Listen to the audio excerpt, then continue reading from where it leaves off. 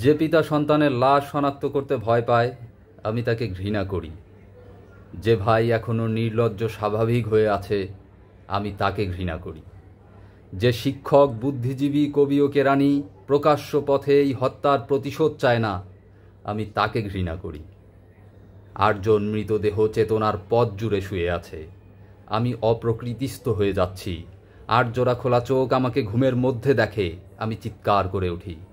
আমাকে তারা ডাকছে, অবেলায়, উদ্যানে, সকল সময়। আমি উন্মাদ হয়ে যাব, আত্মহত্যা করব, যা ইচ্ছা চায় তাই করব। কবিতা এখনই লেখার সময়। ইস্তেহারে, দেয়ালে, স্টেইনসিলে, নিজের রক্ত অশ্রু হাড় দিয়ে কোলাস পদ্ধতিতে এখনই কবিতা লেখা যায়।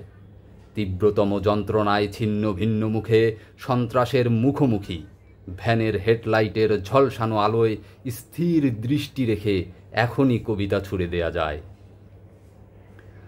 ৩৮ ও আরও যা যা আছে হত্যাকারীর কাছে, সব অস্বীকার করে এখনই কবিতা পড়া যায়।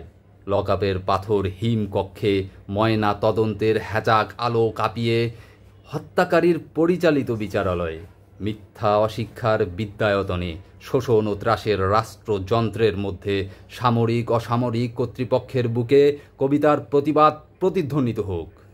বাংলাদেশের কবিরাও লরকার মতো প্রস্তুত থাকুক। হত্যার শ্বাসরোধের লাশ নিখোঁজ হওয়ার স্টেন গানের গুলিতে সেলাই হয়ে যাবার জন্য প্রস্তুত থাকুক। তবু কবিতার গ্রামাঞ্চল দিয়ে কবিতার শহরকে ঘিরে ফেলবার একান্ত দরকার। এই মৃত্যু উপত্যকা আমার দেশ না। এই জল্লাদের উল্লাস মঞ্চ আমার দেশ না। এই বিস্তীর্ণ শ্মশান আমার দেশ না। এই রক্ত স্নাত কসাইখানা আমার দেশ না। আমি আমার দেশকে ফিরে কেড়ে নেব। বুকের মধ্যে টেনে নেব কুয়াশায় ভেজা কাশ, বিকেল ও ভাসান সমস্ত শরীরে ঘিরে, জোনাকিনা পাহাড়ে পাহাড়ে জুম অগণিত হৃদয় শস্য, রূপকথা, ফুল, নারী, নদী। প্রতিটি শহীদের নামে এক একটি তারকার নাম দেব ইচ্ছে মতো। ডেকে নেব টলমলে হাওয়া, রৌদ্রের ছায়ায় মাছের চোখের মতো দিঘি। ভালোবাসা, যার থেকে আলোকবর্ষ দূরে জন্মাবধি অচ্ছুক হয়ে আছি, তাকেও ডেকে নেব কাছে বিপ্লবের উৎসবের দিনে। 1000 ওয়াট আলো চোখে ফেলে রাত্রিদিন ইন্টারোগেশন মানি না। নখের মধ্যে সূচ বরফের চাঙ্গরে শুইয়ে রাখা মানি না।